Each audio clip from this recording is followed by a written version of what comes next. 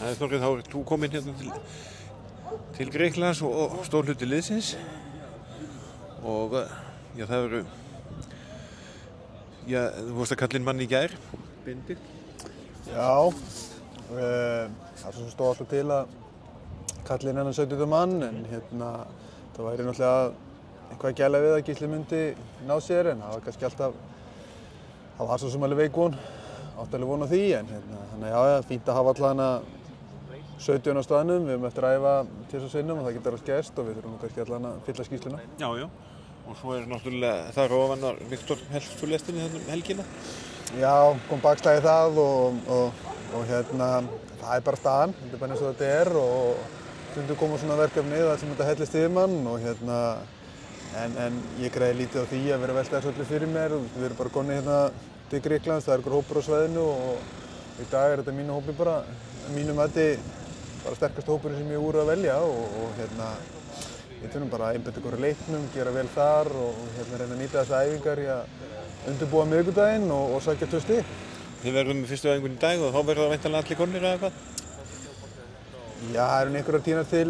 til Grikklands svona seinni partinn og eiga eftir að koma sér hingað en ef allt gengur óskum þá eru þeir á æfingunni og við náum fínni æfingu.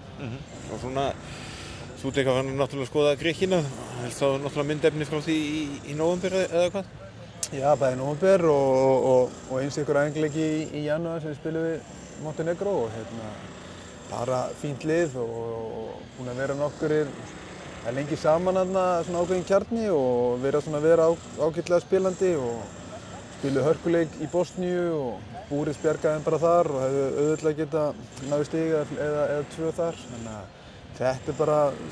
eins og allir leikir, ef þú ert ekki á tánum þá eru þau bara hættulegir og við erum alltaf með breytt lið, lítinn tíma og allt þetta þannig að við þurfum að halda mjög vel á spilunum til þess að vinna á. Það þarf að vinna mjög vel vegna eins og þú segir. Það eru margir nýir eða nýlegir leikmenn sem hafa kannski lítið verið með í hópnum núna. Já, það gerir þetta aðeins erfiðara. Við getum ekki labbað inn í ykkur hluti kannski sem við vorum að gera í janúar, kannski eins og ég hefði óskað. Það er stutt á milli og það hefði kannski verið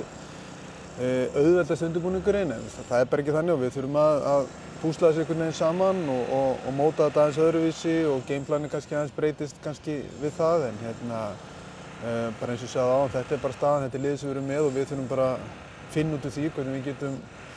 hámarkað okkar leik á miðvikudaginn og það einu sem skiptir máli bara að vinna leikinn.